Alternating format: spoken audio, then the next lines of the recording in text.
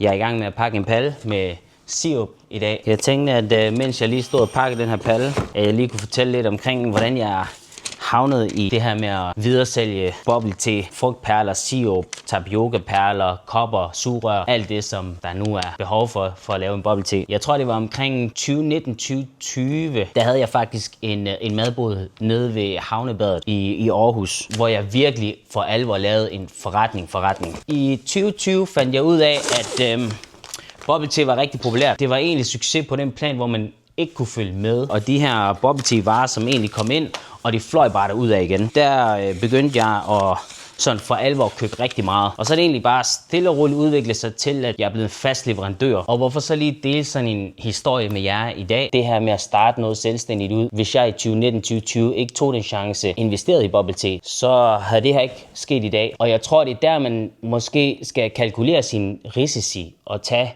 de chancer, man har råd til. For man ved aldrig, hvor det ender henne. Og jeg ved heller ikke, hvor jeg ender med mit næste projekt. Men jeg ved det kun, hvis jeg tør at kalkulere min risici, tage de små skridt, der skal til. Men selvfølgelig også arbejde derudad for at få det til at ske. Kan man eksekvere det? Så det var en lille hurtig bubble tea historie. Og hvis du har nogle projekter derude, som du måske drømmer om at realisere, prøv lige at skrive dem ned i kommentaren, for det kan være spændende at høre, hvor langt I drømmer derude. Indtil jeg tænder kameraet igen, så ses vi i det næste eventyr.